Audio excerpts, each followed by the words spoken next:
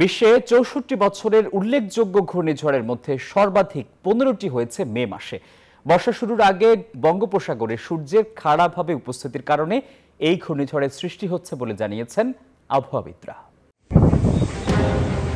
বিগত কয়েক বছরে মে মাসে বারবার আছড়ে পড়ছে ঘূর্ণিঝড়।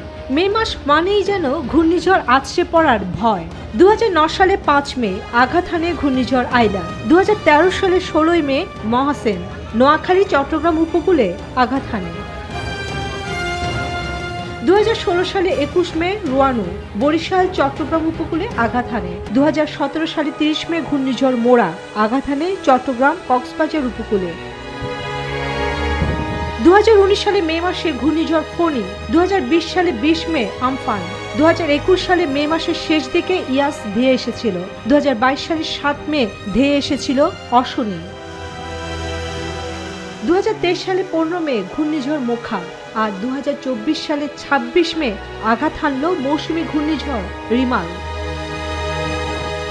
এছাড়া ১৯৬১, ১৯৬৫, ১৯৮৫, ১৯৯৪, ১৯৯৭, ১৯৯৮ এবং ২০০৪ এই বছরগুলোর মে মাসে এক বা একাধিক সাইক্লোন আঘাত হেনেছে বাংলাদেশে। ১৯৬১ থেকে ২০২৪ সাল পর্যন্ত ৬৪ বছরে উল্লেখযোগ্য ঘূর্ণিঝড়ের মধ্যে সর্বাধিক ১৫টি হচ্ছে মে মাসে।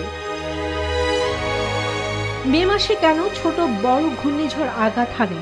আবহাওয়াবিদদের মতে বর্ষা মৌসুম শুরু হওয়ার আগে এপ্রিল এবং মে মাসে ঘূর্ণিঝড়ের সময়, বিদায় নেয় সেপ্টেম্বরে। বর্ষা আসার আগে ও পরে অতিরিক্ত স্পর্শকাতর হয়ে ওঠে ভারত মহাসাগরের উত্তরাংশ। তৈরি হওয়া নিম্নচাপ সম্ভাবনাকে বলা হয় সাইক্লোজেনেসিস, যার অন্যতম হল সমুদ্রপৃষ্ঠের উষ্ণ তাপমাত্রা। গরমকালে সমুদ্রের পানি উপরের তাপমাত্রা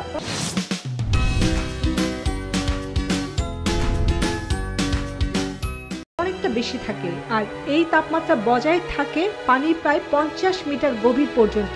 মূলত এই কারণে মার্চ, এপ্রিল, মে, কোথাও কোথাও জুন মাসে ঘূর্ণিঝড় তৈরি হয়। চন্দ্রানী চন্দ্রা, নিউজ 24।